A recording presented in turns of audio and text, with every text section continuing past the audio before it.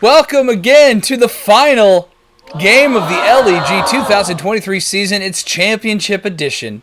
Your host, John David Brake here, breaking down the final game, the championship match. And yes, it is a battle between myself. The commissioner has made a triumphant return to the championship for the second time in 3 years. And also Dave Plough, now the second year in a row, has made the finals. Can he avenge Damar Hamlin's cardiac arrest, thwarting his chances of beating Joe last year, which should have been an easy layup? Can you believe if this was Plough's chance to go back-to-back?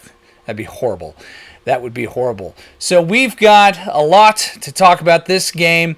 First, let's acknowledge our Hoffa winner of 2023 for the third time. He joins James Yarnell as the only three-time Hoffa winner, Nick Shook. Congratulations, Nick Shook. Oh, you poor guy. It never worked out for you this year. Hey, you've had worse seasons, so Hoffa will be back in the Shook household, unfortunately for him.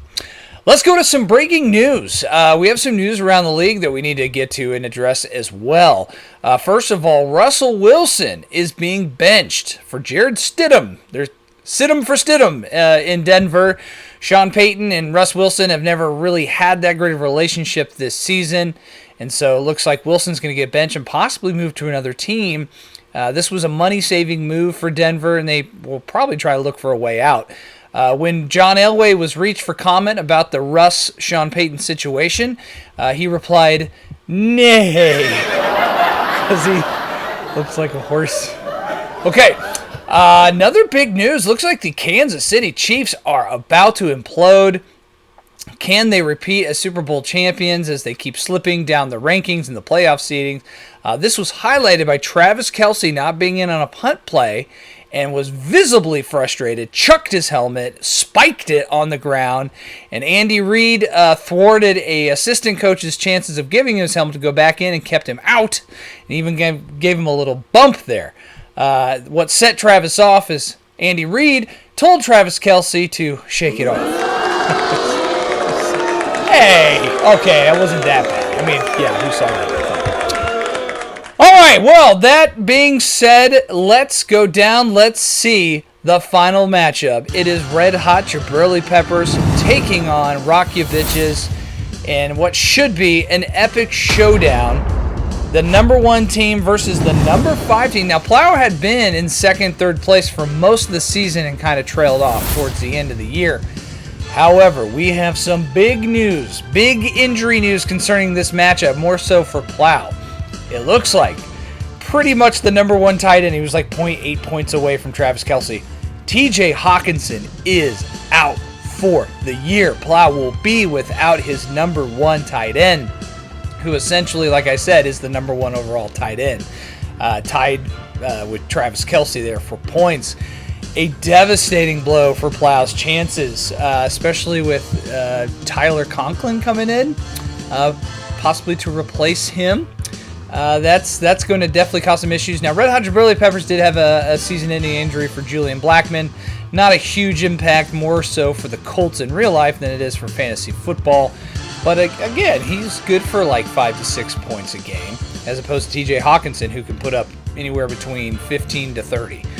So that is a big loss for Plough. So let's break down the matchup. Let's go player by player to see who has a division, because before the injury, this was projected as essentially a dead heat.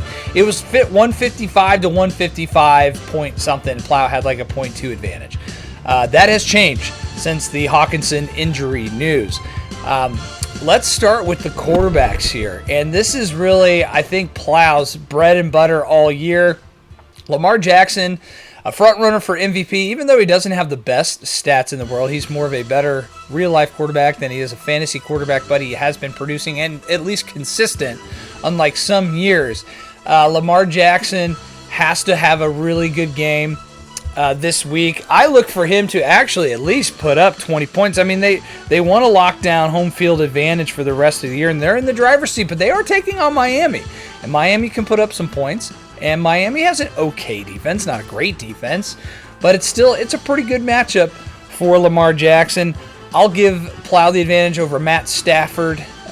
This is, again, Jared Goff was the starter thanks to Joe Burrow being put out, but Matt Stafford has taken over as the number one QB for Red Hot Chili Peppers because he has been consistent. Doesn't have as high as a ceiling as Lamar Jackson, but he has been super consistent with the Rams. Almost a resurgence here, and he's taking on the New York Giants. So this could be a risky play. This could be a blowout early where they don't need to throw a lot, or it could be a game to where they rely on the run just period and don't need to throw because the run game with Kyren Williams, we'll get to that. I definitely think Lamar Jackson is going to have more points than Matt Stafford. It's just Stafford's the more, I guess, better play, safer play than, let's say, Jared Goff, who is taking on the Dallas Cowboys. So it's kind of a no-brainer. Thank God I started Stafford last week and not Goff.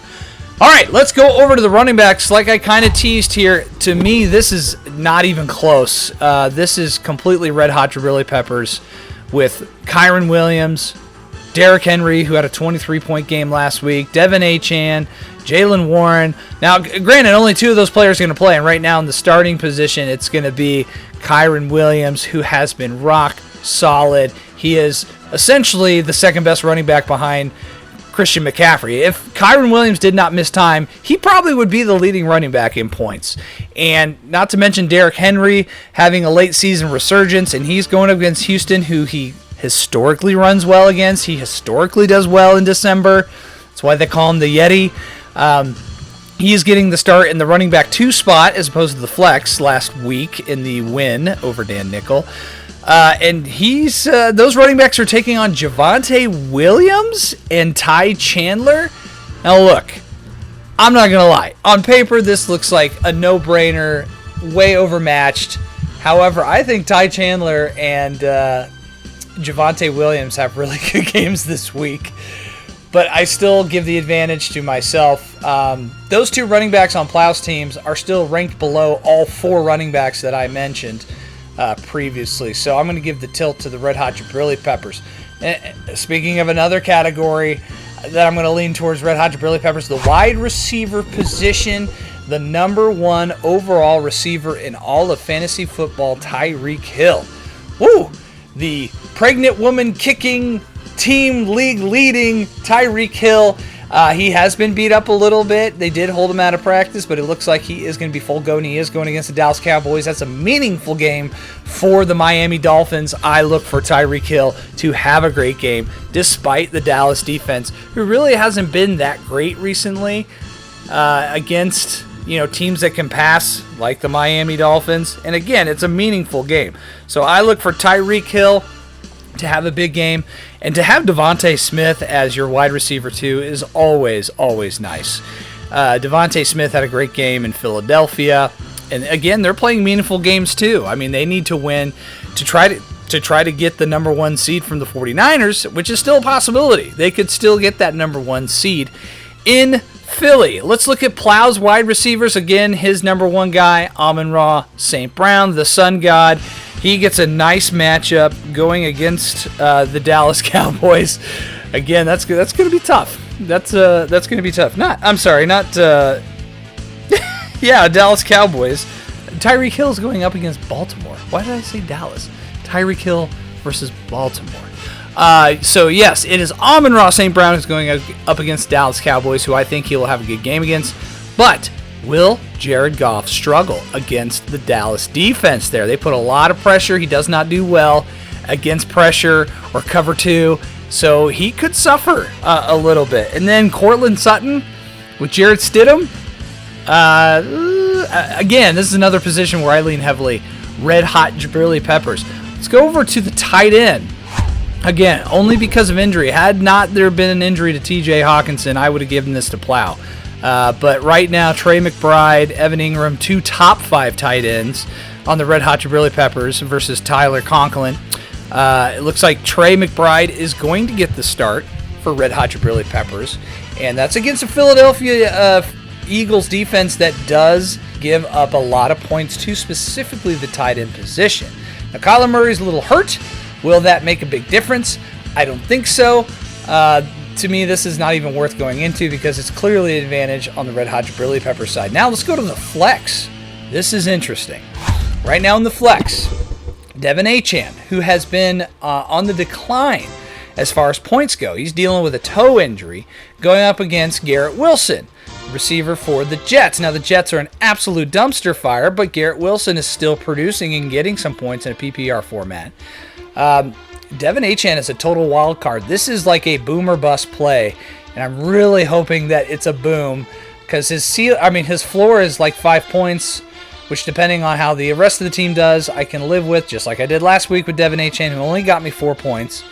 And Devin Achane going against the Cowboys, Jalen Waddle might not be suiting up for the Cowboys game, so there could be a lot of passes out of the backfield. The PPR catches out of the backfield for Achane keeps him a relevant play, but I'm going to lead Garrett Wilson. I'm going to lean that way just because Achane is too much of a wild card, so I like the advantage there at the flex position for Mr. Plough, assuming he doesn't change it at last second and puts Garrett Wilson at wide receiver 2 and puts in somebody like Jacoby Myers, who against the Colts may or may not be a good play. Colts are actually okay against fantasy receivers, just not the run. Okay, let's go. Speaking of defense, let's go to the defense. This actually, this was shocking looking at the position by position. So Dave Plough, overall, let's look at the defense here. He has the number 1 overall defensive lineman in Max Crosby, the number 1 overall linebacker in Zaire Franklin, and the number 1 overall defensive player on the defensive back in Antoine Winfield. However, that's it for Plough. He's very top-heavy on defense, but it helps to have those 3 positions, all number 1, be there. So, should I lean Plough, even though, Bobby Wagner, Terrell Burner, I don't know why I'm coughing. I just choked on my own spit. Also the defensive line, if we go position by position, even though he has Max Crosby, having Myles Garrett, who plays tonight, the Thursday night game, we'll see if they set the tone, and DeForest Buckner, those 2 were top 5 defensive linemen as compared to Plough, who has like the number 1 and then, really low down the chain. So combined points, I have the advantage of defensive line. Same with linebackers. Same with defensive backs. Overall, the combined points, I still have the advantage, but they have better players. That means they can score more points and have the ability to possibly break out and have a double-digit game for a defensive player. So I'm going to lean towards Plough on the defense. I'm going to give him the advantage. I think that's going to play a big part, and he's going to need it because this team is not as deep as mine.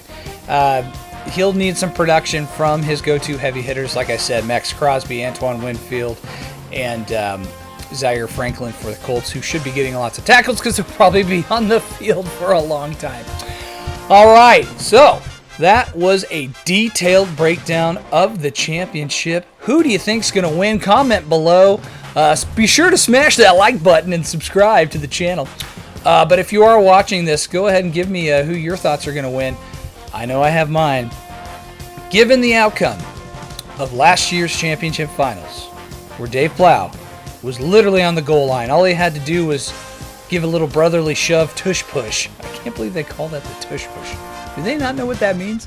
On the goal line, just had to fall into the end zone, and the game ended on Damar Hamlin dying on the field and coming back to life and gave Joe the win. I don't believe in karma, but I believe in being humbled. And I think that Plough is going to pull it out. I absolutely do. This is going to be a crushing, heartbreaking upset. I have not won the championship in 10 years. It's been since 2013 since I last won my only championship in the LEG. And I think it's going to be another loss that would make me 1-4 in championship games, which is like abysmal. It's not very good. Yeah, I'm taking Plough. I'm taking Plough this week. I think he finally gets the win. He gets that justification for last year's just screwed up ending in the championship finals, and it's going to be a happy new year in the Plough household. And at the brake pad, it'll be tears and sorrow and misery, as per usual for fantasy football.